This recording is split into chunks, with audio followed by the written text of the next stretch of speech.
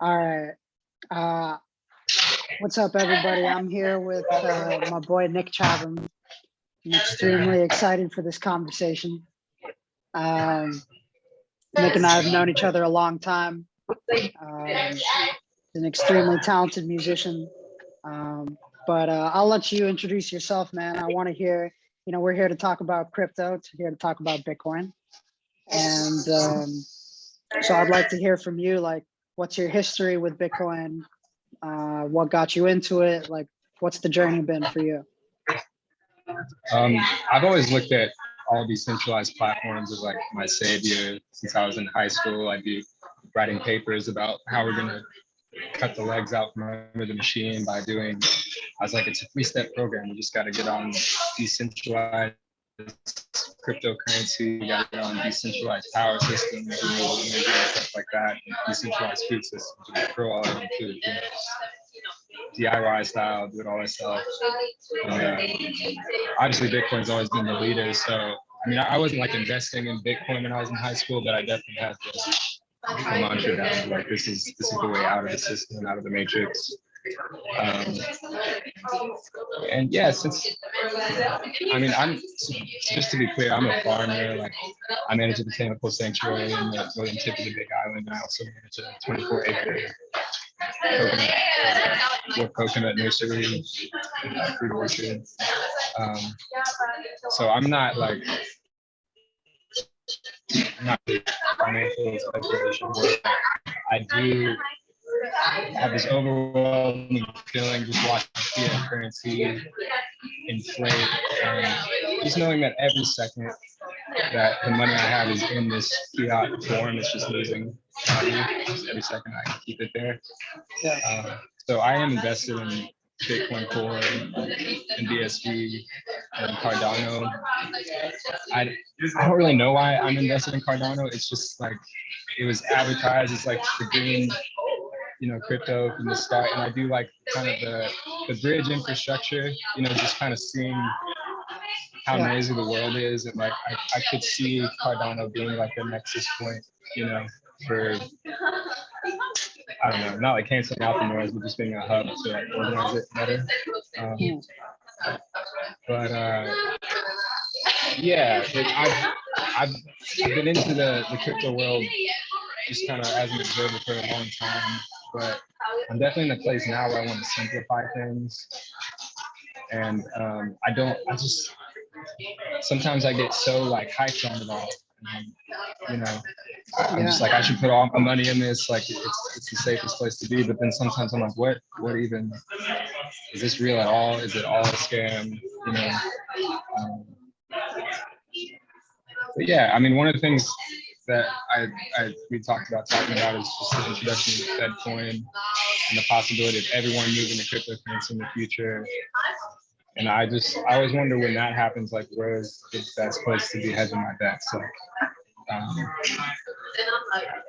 are they even going to,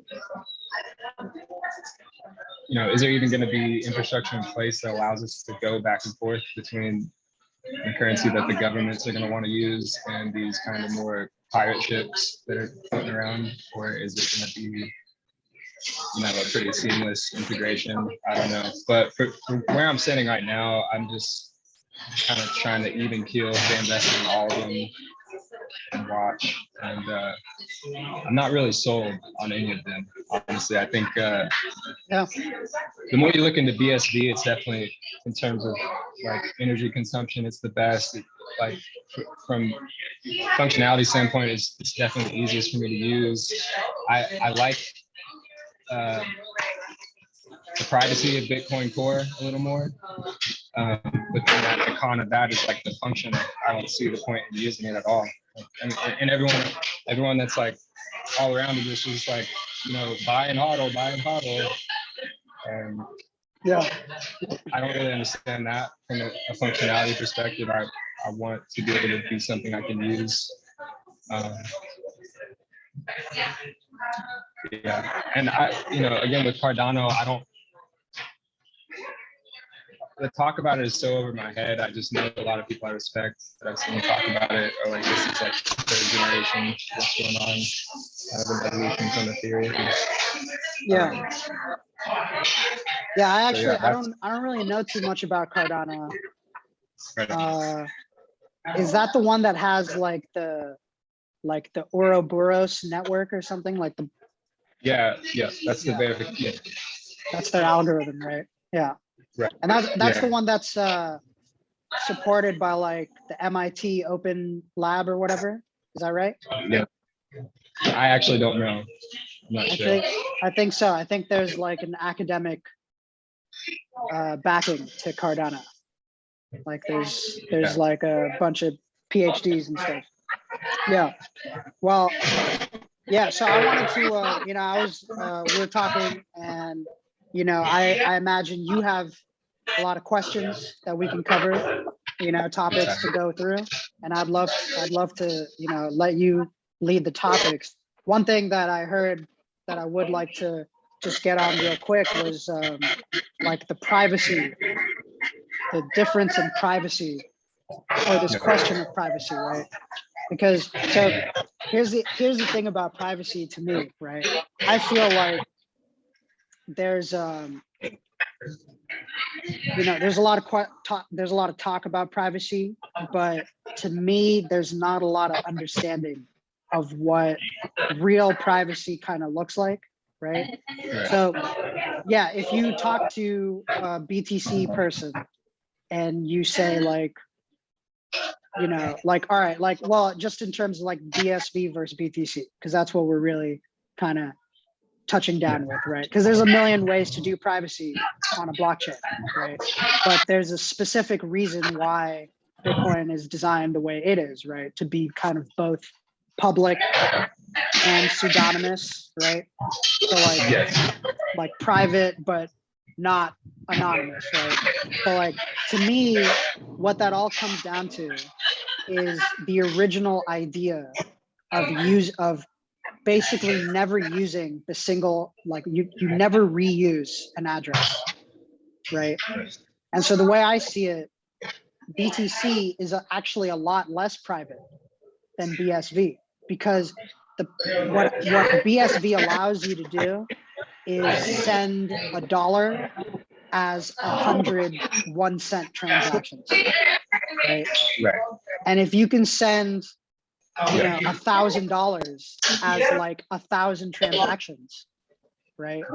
Suddenly it becomes a lot harder to trace each individual address, right? And I feel like that's ultimately like that's the type of like throughput that we're heading towards.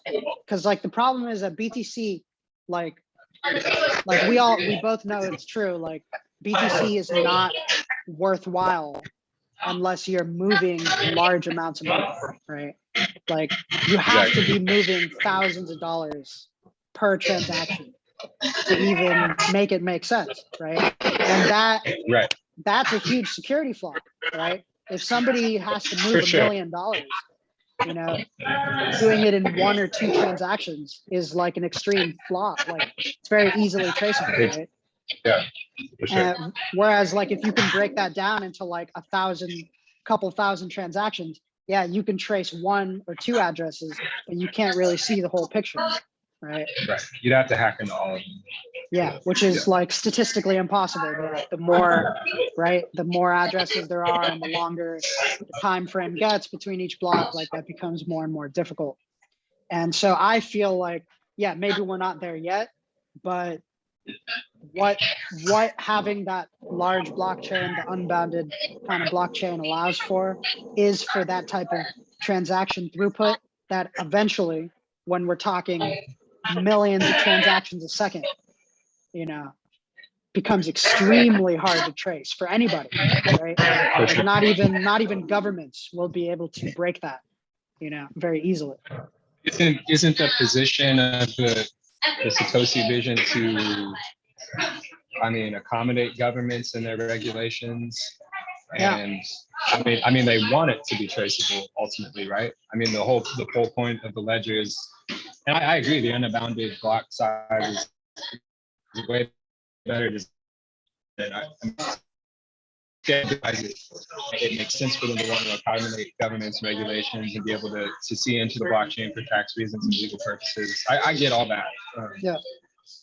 But there's, I don't know, to me, like with Bitcoin Core, there are ways to like bypass certain regulations, and like I can understand why someone would want to use that. I also understand that world can get sketchy real quick, and there are nefarious reasons for wanting that, which BSV eliminates.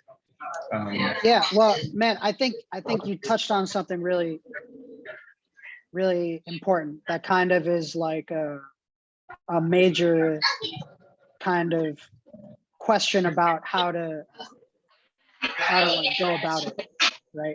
Because yeah, I agree that there is, and this is something that is yet to be fully fleshed out, right? It's like the type of thing that time will show us. Because I agree that there is like this worry because BSV is like wants to be regulatory compliant, fucking law compliant. I should not curse, but within the wants to be within the right, legal bounds.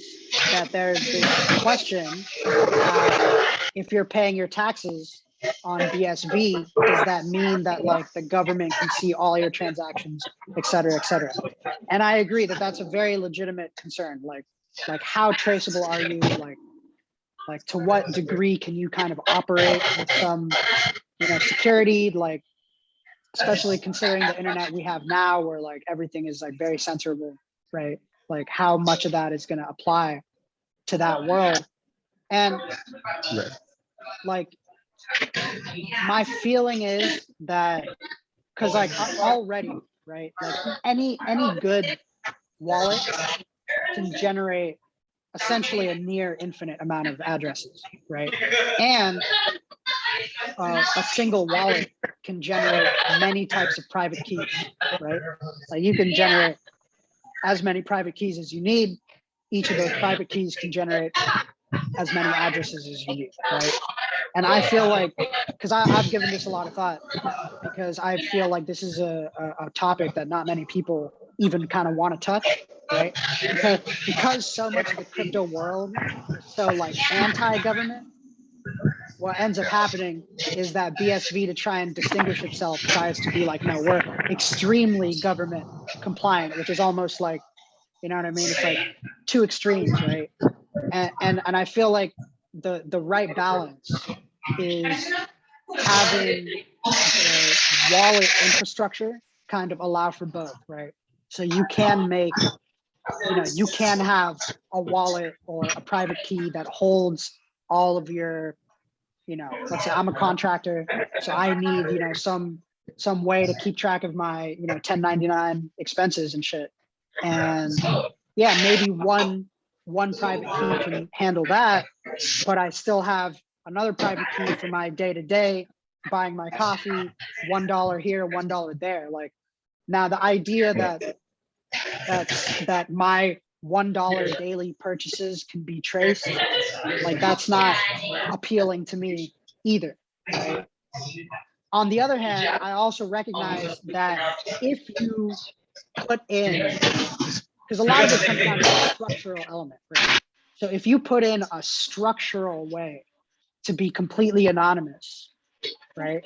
To me, it does kind of undermine the entire model, because ultimately you're gonna allow for, you're allowing for people to choose when they want to be like within the law or when they want to escape the law type shit, right?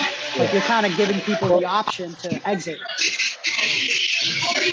It's like even when you see like hype BTC people talk about it, they're like, the blockchain's transparent, and they're like, we also have privacy. It's like, yeah, and you try to get them to explain that contradiction, and they can't really. Right. So I think it's, yeah. And I'm becoming more aware of this. It's just like I'm trying to keep my mind open, because for me it's all like I'm trying to get off grid and anonymous as possible. That's the overall goal. And obviously there are ways like you're saying with the wallets. I mean, you can have different hot wallets too, and each of those can have infinite addresses and whatnot. Yeah. I mean, even in Hawaii, when I first started like actually investing in Bitcoin, it was really hard to find wallets out here. Hawaii is super anti-crypto. They don't like the money being taken out of the circulation here, especially in a tourism industry. Like the tourists just came here and started using Bitcoin all the time. Yeah. Or not kill us, but everything would look a lot different. So I mean, even for me, like I have to use a VPN that says I'm somewhere else, even to use these wallets here. Oh man, Yeah. that's wild.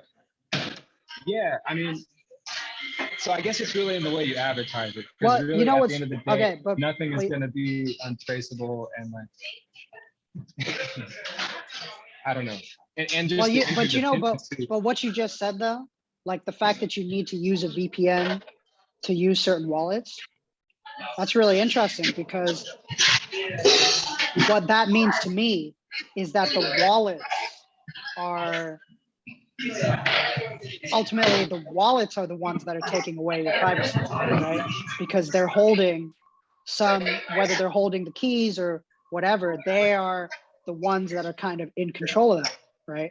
Because the only reason why a wallet would be blocked is through IP addresses or if the company itself is like, not allowed or whatever. But like technically you should be able to use a wallet anyway. That shouldn't really be something you can't do, right? Yeah. I think that there's a very serious question that's kind of hard to answer now, which is how much of our interaction with the blockchains should be controlled by these third-party services, right? Because ideally, you should be able to make a wallet and use it anywhere. Like you don't need to use this company or that company. You should be able to. It should be modular, completely modular, right? But it's not. It's currently not that way, right? And a lot of that has to do with people don't. I guess people don't really understand that that's how it should be, right? So they haven't asked for that, in the wider crypto world. I know this is like a big thing in BSV, but like, yeah. I feel like there's a lot that people haven't asked for just in the entire community, just because no one's really, I don't see many people using these things like in a functional way, like even with BSV. So that's where it hits hard, because it's all so hypothetical and theoretical. And because I mean, I don't know. Do you use BSV on the daily grind to buy your coffee? And just small time transactions.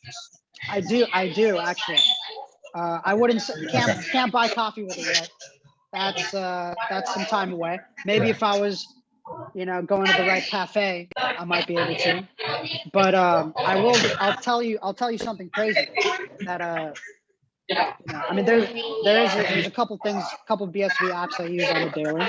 But for example, like I'm gonna be entering okay, I'll simplify. So there's a wallet called Handcash. Right? Really, really good company, really good wallet. They're doing a lot. And one of the apps that they've integrated into their wallet is Haste Arcade. So this is like a gaming company. But Haste has made a really sick product, right? So like their innovation is that they've made this like leaderboard system, right? And the leaderboard system is like an old school arcade, high score, whatever, leaderboard. But what happens is that when you pay to play a game, right, you pay the people that beat you, right? So for example, like I played Pong. Right now, that's like the best game they have is Pong. That's how early this is. But so I played Pong, just off the cuff, and I got 8th place, right, on the leaderboard. And I paid 20 cents to play, right? So my 20 cents like broke up and went to everybody that was above me in the leaderboard.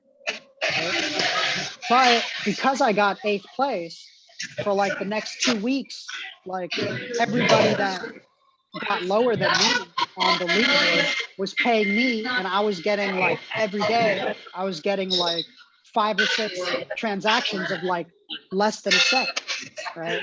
So to me, it's like putting a quarter into the arcade machine, and that quarter just like flies to the people that got better scores than you. You know what I mean? I mean, to me, that's kind of brilliant, right? It's a really brilliant It's system. pretty brilliant. Yeah. Yeah. And I'm talking fractions of a cent. Like I'm talking Yeah, I like mean, I was getting 2/10 of a cent from these people. that is really cool. I'm glad you brought that up as an example. Yeah, because I mean, it is. I got it's impossible to do on BTC for the most part. I mean, Yeah. well, I mean, yeah. If you tried to send 1 cent on BTC, it would cost you like Yeah. $10. It would cost you like $10. And it would even because if you try to send a cent on BTC, you're reliant on miners to accept that transaction. And none of them are gonna accept it unless it's worth it for them. So they'll just jack up the fee to whatever. Yeah, yeah. There's definitely a minimum with BTC. Yeah, yeah, man. I mean, so what is the progression that gets us to that place where people are at least feeling incentivized to start using this for their coffee, or like, just in a sense that's a little more casual than it is now? Because I just don't like it's so.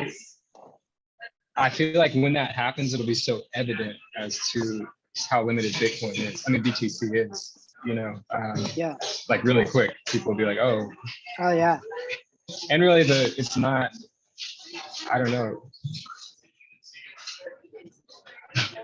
I guess I'm just wondering, like, just extreme example, if the dollar crashed tomorrow and people still have these tokens that somehow maintain their value through that, and they're able to, like, immediately things are shifting, and that's what you got to use all of a sudden.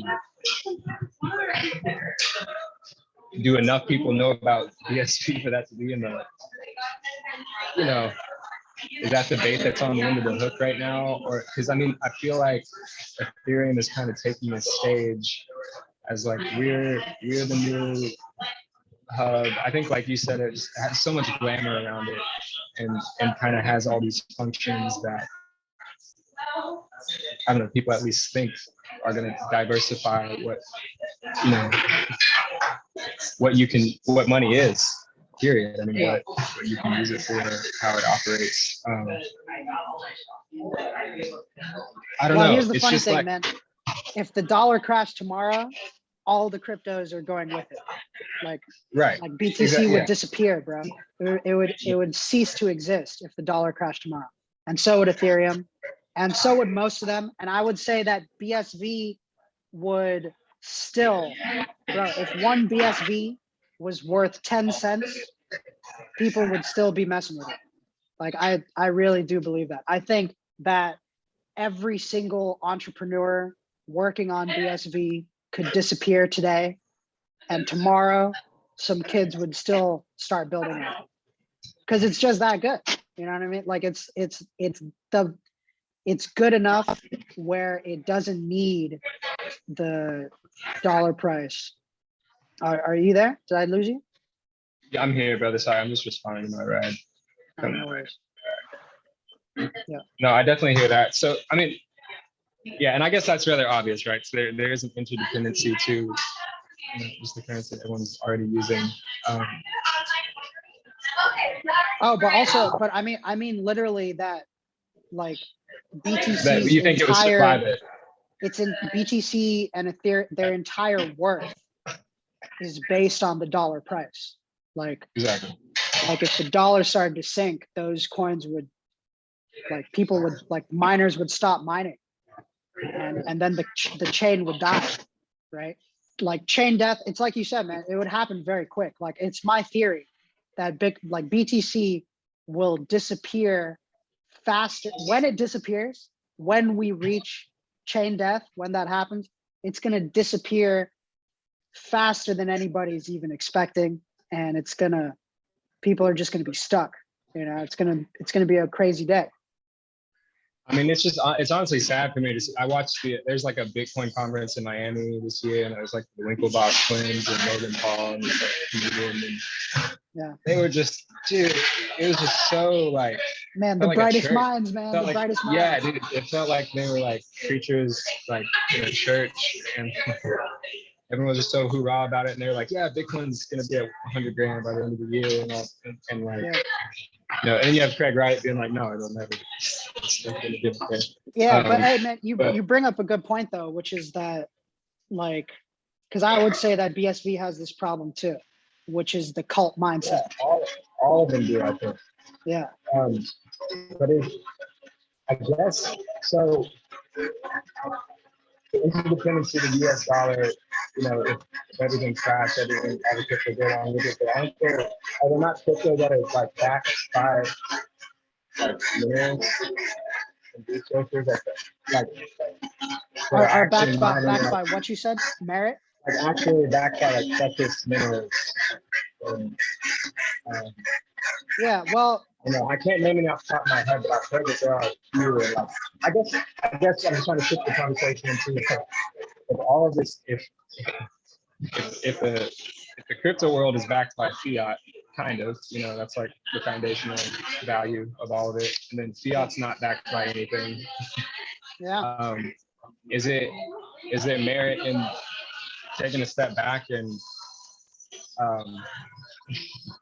creating a more stable foundation? Because I don't know, I feel like that's the whole BSV argument, is like the foundation, the protocol is perfect. You know, like you can develop and build onto the protocol, but you can't change the protocol because, you know, code is God, code is law, whatever. Well, it's actually the opposite of the code is law. The thing with code is law, and I also I felt like I didn't explain that like well enough in the other video that I did, but the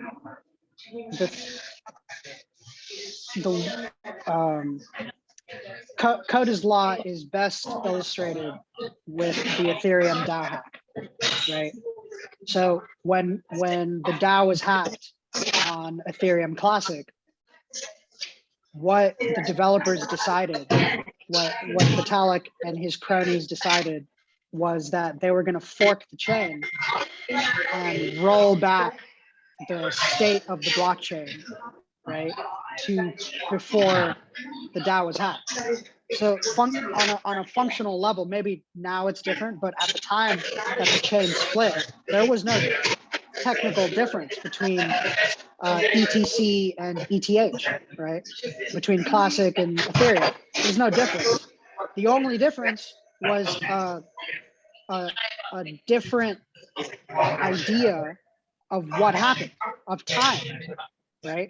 So that's an example of code is law, because the developers believe that they have the power to roll back the chain and change the state, you know, right? Whereas the BSV kind of idea is that the code is not law, it's just the plumbing, it's just the structure, right? You make it solid, and then law operates, regardless, right? So like, yeah, I mean, that's obviously a whole conversation. But, you know, I just want to say that because there's a strong difference between the protocol being locked and not changing versus the protocol moving to the whims of the developers, because that's the kind of code is law. Like the code is the highest, you know, thing, right? But yeah, man, I mean, this question, you know, the adoption, right? Like, that's it's a big if. Now I believe, right? My belief is that on a long enough time frame, because you remember this technology is 12 years old, right? 12 years old if we're talking about Bitcoin, right? Obviously the technology is older, but if we're talking about Bitcoin, then we're talking about 12 years old. Still very early, right? And you know, TCP IP, the internet protocol, that was like written in the late 60s into the 70s, right? And you know, you could say the internet didn't even really take off until like 98, right? Like, so it is early. I think we're going to do it a lot faster than TCP/IP, but the idea is that, like, I mean, even we talked about this a little. Like, if you take everybody that's in crypto right now, I mean, how many people is that? We're talking about like even a very generous guess. I mean, we're talking about like 100, 200 million people, right? Yep. That's not even, you know what I mean? That's like less than 10% of the population, right? Like, there's an entire world of people that are not even close to this yet. And the thing about crypto is that when the price goes up, yeah, more people get in, but then the amount of people getting in is going down. Like, I mean, that might not literally be true, but the reality is that the amount of people that you can convince to keep coming in gets smaller and smaller, right? As time goes on, like, it's like a pyramid scheme. Eventually, the amount of people you need to bring in to keep the whole thing going is like too many people, you know? But I wonder if that's going down exponentially, or if there's going to be a resurgence there, just because like of just age. Like, I feel like, you know, older, you know, boomer parents and like people older than that are like terrified of this stuff. Like, they don't, you know, they're Warren Buffett heads, and they don't, you know, they don't have anybody in their ear advocating for this. They're terrified of it. They don't want it. But like the younger generation is like, you know, the children of the internet are born. I mean, their conceptualization of an NFT is like, they already get it. Yeah.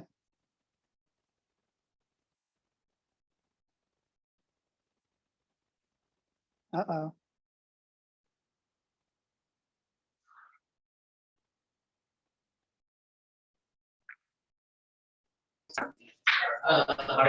Yeah.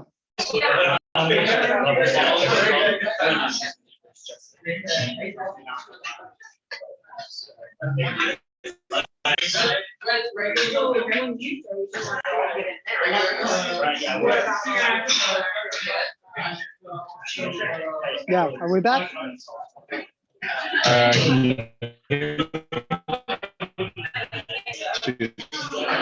I can hear you, but it's cutting in and out.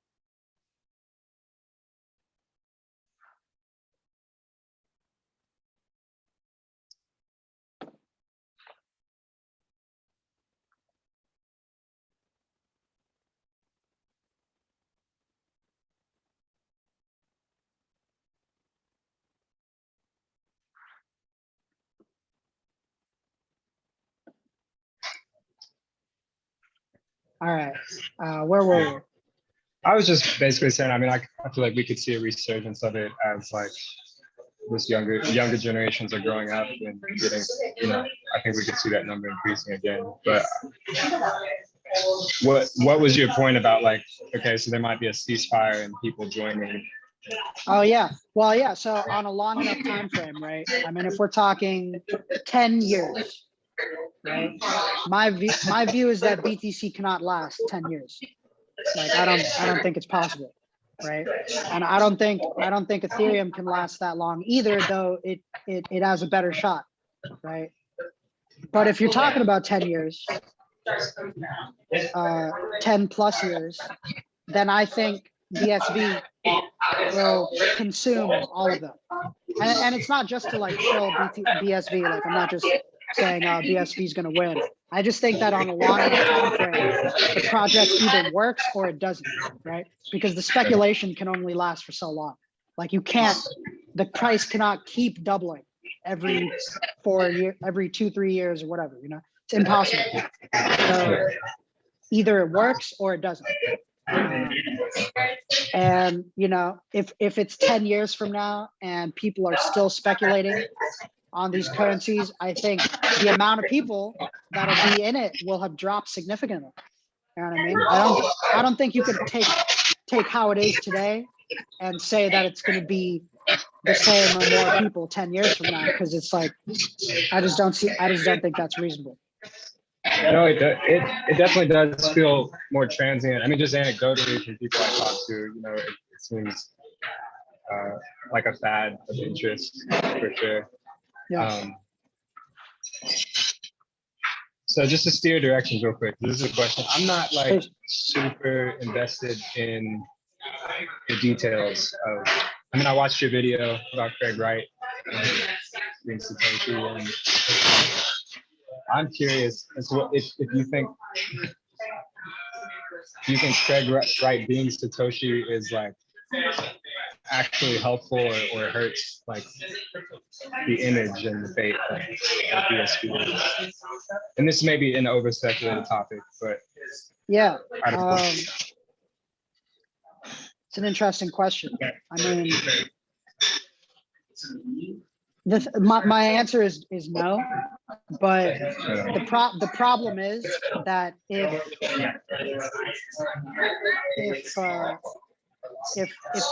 people did with the coin what we believe it was supposed to do, then Craig probably never would have had to come out. You know what I mean? It ultimately, the reason why Craig is out, the reason why he's so vocal is because of the way that things have happened over the last 10 years. So here we are now at this time when, you know, we have a coin that is essentially discriminated against, right? Like, yeah, no, big time. I mean, I'm glad you know that, because it's like, that's why I'm asking, because so many people like that I talk to that consider themselves serious about Bitcoin, you know, you mentioned the Craig Wright, and there's just such an emotional, like, you know, yeah, it's hilarious. I think it's hilarious. It's hilarious because it's like, because why? You know, like literally, that's the thing. I don't understand why it offends people so much. You know what I mean? Right.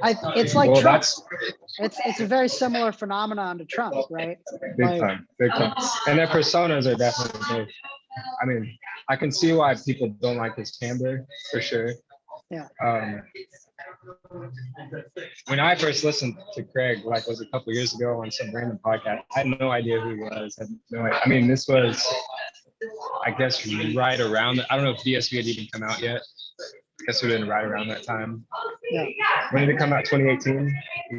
Yeah, end of 2018. Yeah. So, I mean, he was making me cringe just because I was on this gospel of decentralization, and he just within 5 minutes is trashing that idea completely. He's like, it's not going to work. Like, you can't do that with crypto, you know. And it's that hurt to hear. But then I heard what he had. I listened, you know. I kept going, and like I grew to appreciate his decision, for sure.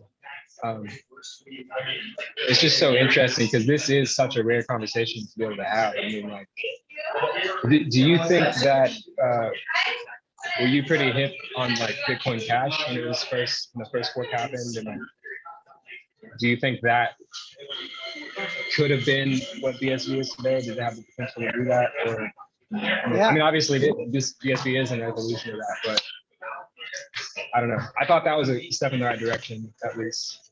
Yeah. You know, so Bitcoin Cash. Yeah, I came into crypto after the Bitcoin Cash fork. So I didn't even really, like when I came in, I didn't even understand why there was 2 Bitcoins, you know?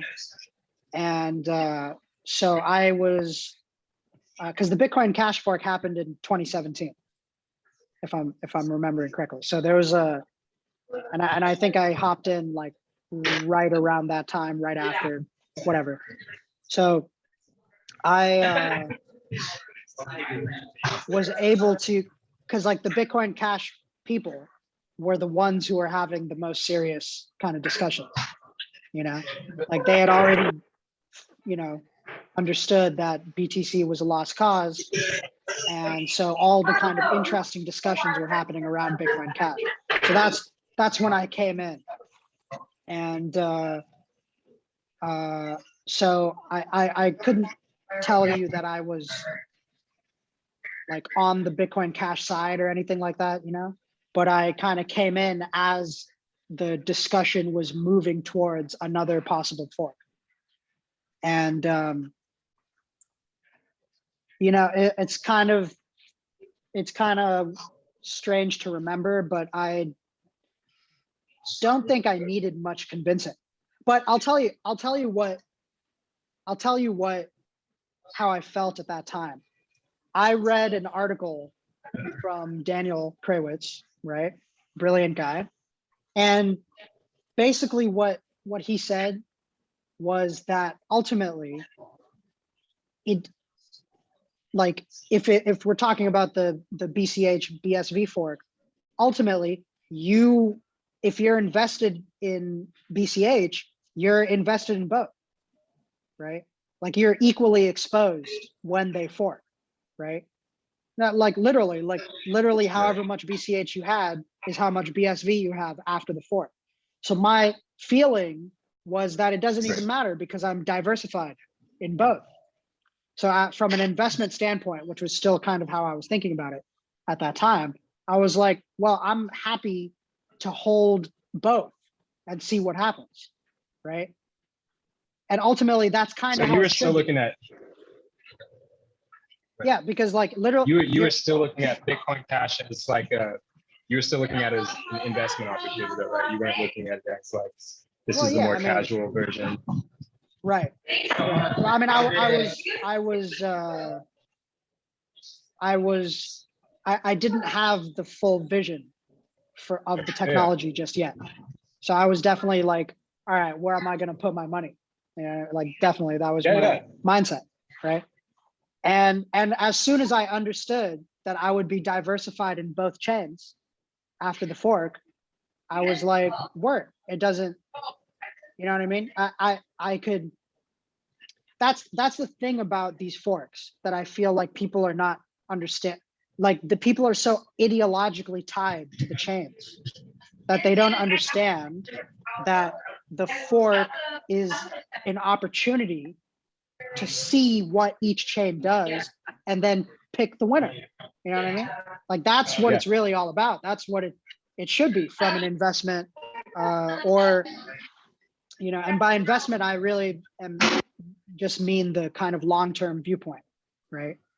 From a long-term viewpoint, if you're diversified in both chains, there's no reason to be team this or team that because you're literally on both teams, you know? Yeah. So that was my viewpoint. And then as time went on and the hash war that happened in the 2018 fork, which was a fascinating piece of history, like that hash war is what really convinced me, like, all right, BSV is the way, like this is the superior technology ultimately. And really a lot of it comes down to the block size.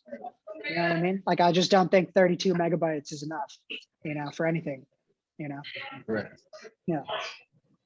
So do you ever see BSV and is there any scenario where they coexist in a mutualistic relationship and benefit each other? I mean, technically they do now. I mean, like you're talking about, like you can be on all teams and essentially it's all like a push in a direction that we want to see. We want to see more people in crypto ultimately. Right. But it's like, do you ever see them? Because I've heard some speculation of like transaction. I mean, BSV is just better with transactions. So do you ever see this scenario happening where BSV and Bitcoin kind of become equal in their value, and then one operates as like a store value and one operates as like more of like the smart contracting arm? You know, the functions are more like, I don't know, just storage versus functionality, I guess. Or is that a stupid idea? Well, I wouldn't say it's stupid, but there's a couple points to it, right? So one, a house divided itself cannot stand, right? You can't have two, like you can only have two competing blockchains if they're competing. You know, you can't have two symbiotic blockchains. That's like having two internets, right? But Right. and my my answer to, like, in terms of what one for this, one for that. Well, the reality is that I think BSV can do both, you know, Right. much better than BTC can do either, right? Like, I think BSV is a much better store of value, right? And then on a practical standpoint, you're never going to see the two reach the same price, right? Because as soon as BSV starts hitting that price, right? As soon as BSV starts like going exponential in price or whatever, what's going to happen is that the miners are going to switch to start mining BSV, and which they already do. A lot of miners mine all three chains, right? And but if you start seeing BSV go parabolic, right, the profitability on you know that BSV is already often more profitable than BTC mining, right? Even though the price is like less than 10% or whatever of BTC, the mining profitability is often higher for BSV. And that's because of the fees and the cost of electricity, all that shit. So yeah, you're way more incentivized to be, from a mining perspective, BSV for sure. to work on BSV. So if the price starts going parabolic, the profitability of BSV will start being several multiples higher than BTC. You know what I mean? And at that point, you'd be stupid to not switch to mining BSV. And if the miners start switching to mine BSV, BTC, like they're never gonna be equal. It's like one's gonna go up and the other's gonna sink. You know? Right. So, right. Yeah, it'll be a mutiny. Yeah, for sure. Yeah. Cool. Well, I mean, it's so tricky. It's so tricky engaging with people about this because, I mean, you know, you mentioned even like the white paper to people that are really bullish on Bitcoin and BTC, and they have no idea what it is. The overall vision is just there. It's just completely like stock market stuff. And I've always just like bought these currencies and then just sat back and waited for a chance to like use them in a way that is interesting. You know, it all seems just so heady and it's all speculation. Like, to me, in a sense, it's like, not to, for lack of a better word, like it all seems like a scam, you know, in terms of like what it represents. Like, no one can really tell you because we're still building that, right? Yeah. Oh yeah, and they double down on that. Like, nobody will tell you, oh, I don't know. You know what I mean? They'll just be like, yo, you're too dumb to understand it because it's too big brain, you know, it's too galaxy for you. And so you're just gonna have to shut up and hodl, and one day you'll get it, you know. And they don't get it, and none of them get it, you know. It's like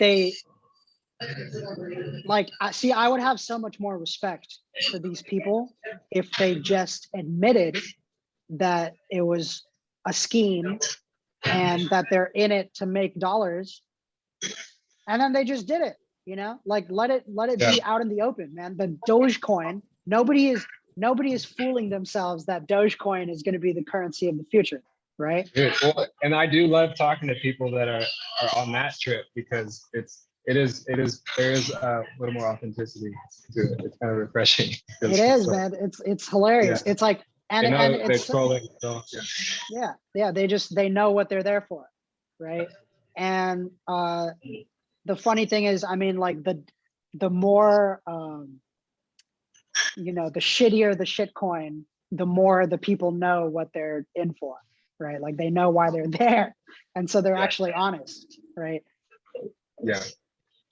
But your prediction is that these shitcoins, these protocols are just are going to be archaic eventually. Like they can't stand on their own. They're not going to keep increasing in value. Just they're not as scalable as you think. Basically, BSV from a technological standpoint, from like scalability, you think it's just going to outlast all these things. And yes, BSV has a longer life expectancy, right? Like BSV, me, like BSV can last. I'm just gonna say, BSV can last for centuries. Like BSV could be used today and it could be used in 22, 21, you know? Like BSV could legitimately last centuries. Unless we get a gnarly fart from the sun, they don't see me. Yeah, right. Burn out our servers. But no, I see it, man. I see it. To me, it's I'd say it's a clear choice if you're about the vision of being able to like use this casually and not casually. I mean, pay for a home with it. I mean, people do that with Bitcoin now, but I mean, it's to me, it's the clear choice. And if what you're saying is true, I mean, it'll become clear. I think we'll probably start to see. I mean, I see people jumping ship that I am surprised. I'm like, wow, that's kind of yeah. Recently too, like within the past few months, I've just seen this wave of. But within the realms of people I know, it still is very much there's just this religious stubborn fortitude that just kind of keeps people from being able to say I don't know, and kind of restructuring their view around what's really happening. Because all of my like most of my friends that are in it, it's just all for the money, and they're never going to want to use it like as a functional component of their life. It's just like it's totally stock market perspective. So I'm ready to see that shift. I would like to see, just more people engaging in crypto. And I think, unfortunately, I say unfortunately, I'm not about the whole metaverse idea and like that kind of stuff scares me. But I think that even the way the world's going in terms of like virtual reality will help shift crypto into a more functional space pretty immediately. Yeah, well, I like to use the metaphor of like Twitter versus Second Life, right? Or my other favorite, the Sword Art Online. You remember Second Life? You know about yeah, right. So the Facebook metaverse is like Twitter, right? And the thing is that Twitter is like somehow, right? And I was big on Twitter for a long time. I'm off it now for the most part, but like I was pretty deep on Twitter, with the deep posters, right? And the thing is that like people legitimately use Twitter like it's real life. Like there are entire arguments, politics literally comes from Twitter, right? Like most politics today, like most of the discussion of the week or whatever, literally just comes from Twitter, right? And people are using the platform like it's real life, which bothers me a lot, because I think a lot of that is like in the pure like structural element of it. Like Twitter is set up a certain way to kind of put people into certain types of conversations to like bring out the most like extreme versions of people, and like that's just created this whole platform where people are substituting Twitter conversations for real life, right? And I compare that to Second Life, which to me is way cooler, right? And you could never confuse Second Life for real life, right? It is literally a Second Life, right? So to me, the metaverse, the right metaverse, and in BSV, they've all for the last couple of years, we've used this term, the meta net, right? Like the meta internet, right? To me, the meta net looks a lot more like Second Life, something where you hop in and you hop out. Like you can go into it, you can do shit on it, but you can always exit it, and you can always go back to real life. You know what I mean? But will you want to though? Well, that's a whole nother thing, right? That's a whole nother thing. But I mean, you know, to me, the promise of that metaverse is more about making real life smoother. You know what I mean? Sure. It's all, to me, it's all about removing like the friction from real life. Like that's what the metaverse to me is like to me, the metaverse is that I can very smoothly, you know, get produce from Cambodia, and I can directly transact with people in Africa, and I can directly buy my, you know, like right now, like if I want to buy vinyls, right? I got a lot of the vinyls, like vinyls released by American artists are only sold in Europe, right? And so I have to pay twice as much to get vinyls from, like, you know, latest Detroit techno heads. I got to get them from Germany, and I got to pay twice as much. But in the right metaverse future, I can directly, you know, buy them from the artists themselves or whatever. You know what I mean? Like you remove the friction, you make it the seamless, you know, lightning fast thing, right? The real lightning network, but it's like a neural network, you know, like moving at the speed of light, right? That's what the metaverse looks like to me. It looks like good technology. It doesn't look like a fake, you know, a fake version of the real world, right? A simplified, you know, version of the real world designed by programmers. That sounds like garbage to me, right? That sounds like hell to me, to be honest, right? But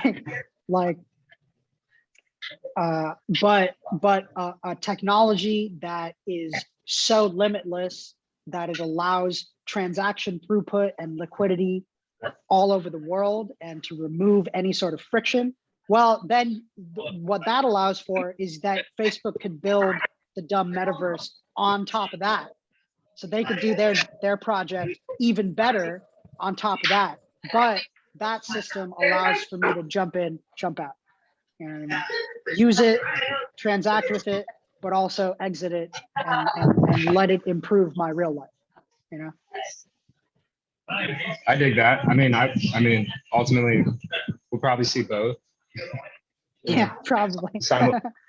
Simultaneously, and that's going to be. I'm actually really excited, like interested to see that split, because I do think it's going to be severe when you just get to that place, and there. I mean, like you're saying, it's designed to get in and out, and then you're going to have this other thing that's like more or less designed to not get out of. I mean, Yeah, right. Designed to try to keep you there as long as they can, and they have, you know, teams that just know how to manipulate our attention. While they continue to monetize your data, right? I mean, that's really what it's about. Like they are, the reason why they want to keep you in it is because they can monetize every piece of information that you willingly give away in that system, right? Whereas the metanet is almost a little scarier, because it's like now actually you are responsible for every piece of little information that you put out, right? Like it's up to you what you do with it, right? So, you know, it's a little more of a I mean, there's a little more kind of, I would say, risks to it, because you know, certain, like, of course there's going to be companies that are going to try to take advantage of that part, right? But at the same time, it's a much better way for individual sovereignty, and you know, it's better for liberty overall, right? for the average person to have control of that. Like, all right, I choose to monetize my data. I choose to let Google know my shopping habits, right? And now they got to pay me. You know what I'm saying? They got to pay me to have access to that data, right? Yeah, I guess that's a plus. Yeah. I guess I want to go like two more places. First off, I mean, we've been going like BSV versus Bitcoin. We kind of touched on like government, crypto earlier, but like, what do you think? If the U.S. introduces a Fed coin, probably wouldn't be for at least another couple of years to do that. But I mean, say they're like slowly. I can't really tell if that's like the dominant thing that's going to happen. It seems like there's like maybe a little bit of a split in terms of who's in charge of, like, I don't know. It doesn't seem like they're like fully on board, but it seems like they're definitely looking at what's happening and they're trying to create a diversion into their crypto. So I mean, in that scenario, a Fed coin is implemented, the general public probably goes for that bait, right? For the most part. Like, would you agree that probably most people would be hopping on that, because it'd be cashless society, Well, physical banks, who knows? I mean, it seems like they would be forced into it, right? Like they wouldn't even have a choice.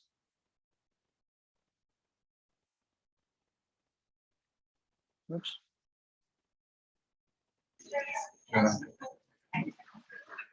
So I guess what I'm asking is, like, in that scenario when the Fed coin is introduced and a bunch of people are just automatically, transferred over to that, what do you see the integration of? Where do you see the integration of BTC? Or is that competing with it, or is there? I mean, it's still, like you're saying, the fundamental value is still based in fiat. So yeah, is the Fed coin still been determining the value of BSV, and how do they work together? Yeah, so it's an interesting question because, I mean, I would approach it from a technical perspective, right? Like, no doubt. Well, first of all, I would. This is somewhat tangential, but I would argue that BTC is already a Fed coin of some sort, right? And that you could also look at ACH, which is like the system that like Chase, like banks and Venmo and Zelle and all these systems use.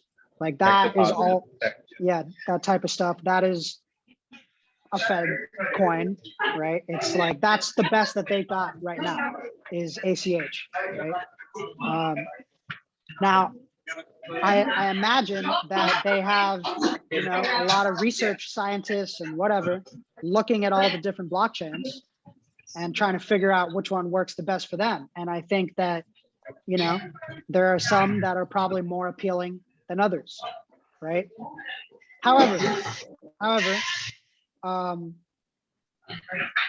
so no doubt that they are going to, if things are going on the course that they are now, probably at some point we will have like a cashless society, blah blah blah.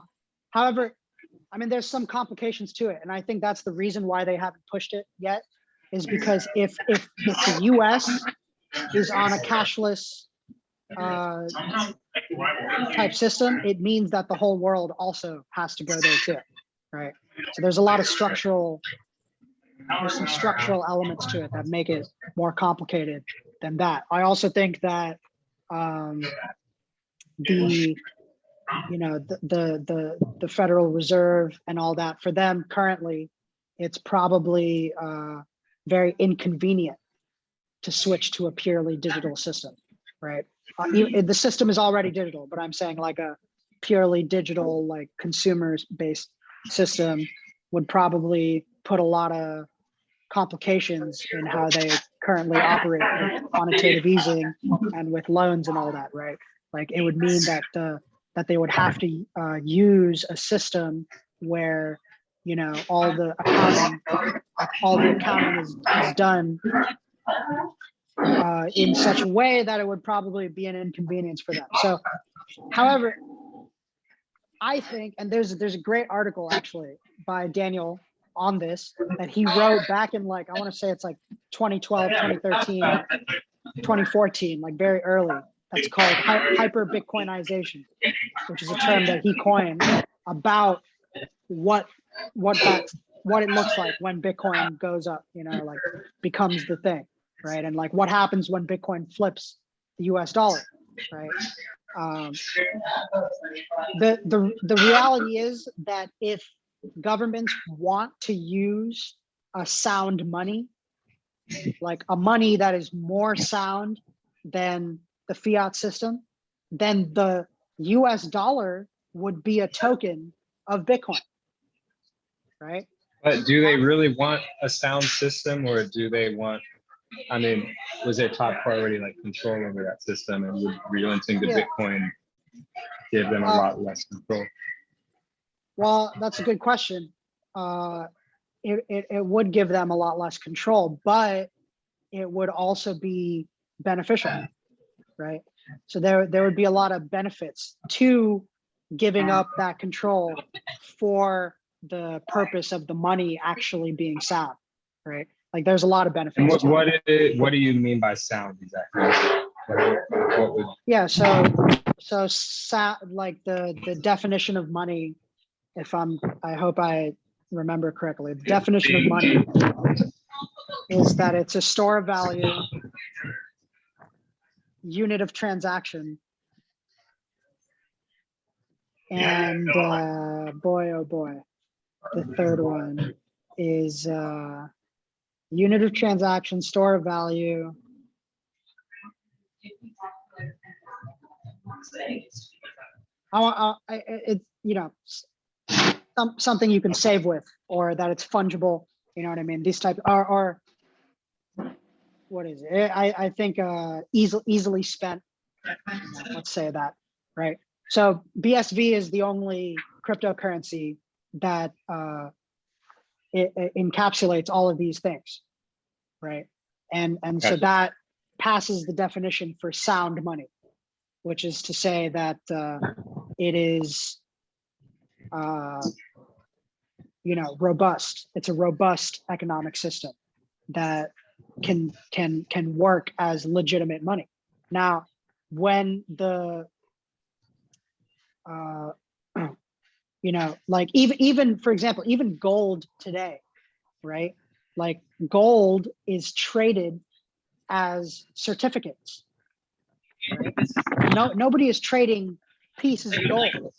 You are only trading gold certificates, right? So even today, gold is less sound money than perhaps it was in the past when the Federal Reserve held it. Yeah. Yeah. And it's, so you can't just like chop up like a gold.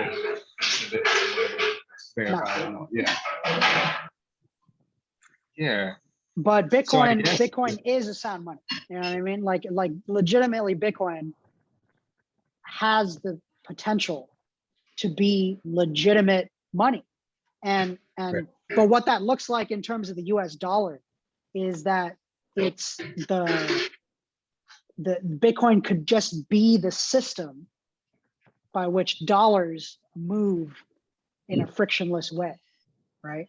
So if the government is smart and they figure that out, then that's what they would do, because that would be the smartest version of that thing, you know. And it would in fact be really you know, good for them because of all the, you know, deflationary elements of Bitcoin, and you know, and how it gets more secure as more people use it, and that it generates, you know, it generates a lot of economic value, and it's very, you know, from a game theory perspective, it's very sound. So all these things would be actually a benefit, right? To the basically, if the US government adopted Bitcoin early, it would be extraordinarily beneficial as time went on, right? Right. Yes. But most likely they'll adopt it very late, right? To me, and this might be like totally just like conspiratorial naivete, or just being like totally cynical, but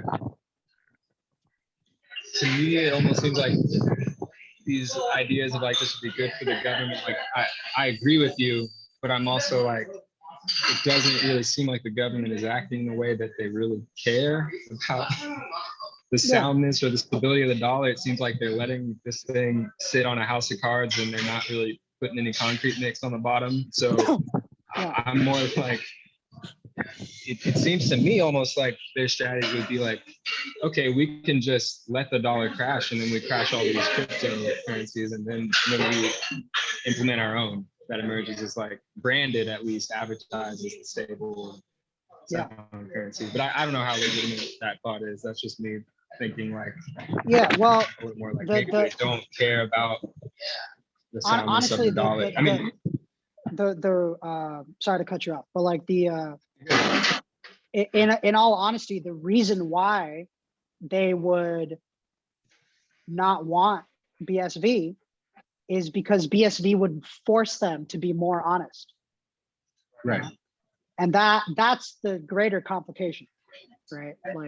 Like the Fed and the IMF would have to be operate on a public blockchain and be publicly auditable and all that type of stuff. And that would be obviously very complicated for them, you know? Right.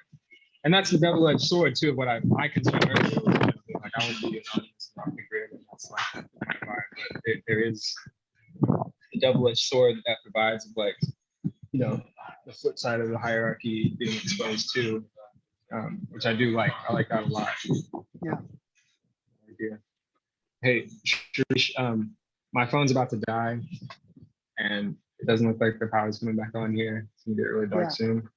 Sure. Yeah. Well, man, but, hey, man, it's been a great conversation.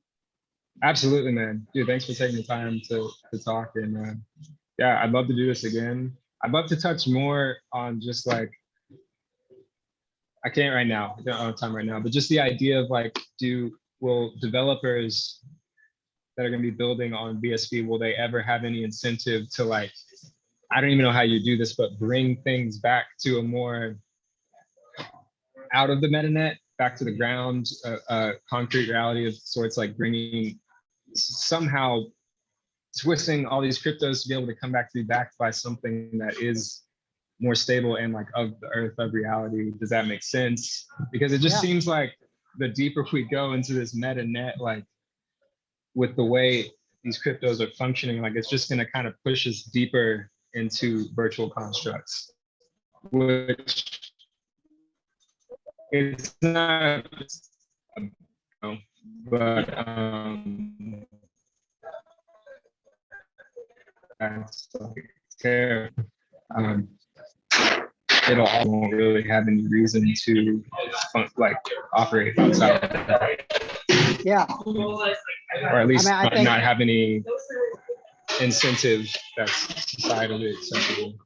Yeah, man. Well, we'll definitely have to dig into that. I don't know if I'm making sense. No, I think that's a fantastic question, because that's genuinely a question of like, what does the future look like, right? Like, what does the future look like for the mom and pop grocery store, right? And like, what is the benefit for them for using this type of system and blah, blah, blah. Right. And I think that's a great topic and definitely something we'll have to hop into. And the only answer that I'll give for right now, just as a closing point, is that Bitcoin is a system. It's just a protocol, and it's just something that allows for anything to be built on top of it, right? So you could build a metanet, you could build, you could build, I don't know, like a chat room for like all the soccer moms in one city, you could build PTA meetings, you could build whatever, you know what I mean? There's all kinds of things, like everything essentially, right? Anything that you can imagine that you can build you can build it on the system and benefit from the sort of frictionless element of it, right? And I'm not just evangelizing this. Like, I plan to do this, No, right? Like, I I'm like building that idea. myself, you know? Big time. I like that idea. I know, and I know this isn't like your point in using that word, but just to flip it, I mean, there definitely are some frictions of reality that are super necessary, you know, to keeping us on the ground, you know, and maybe that's our purpose. Maybe we're supposed to go to space and be in the stars and be in a virtual space where we can do whatever we want, and it's great. But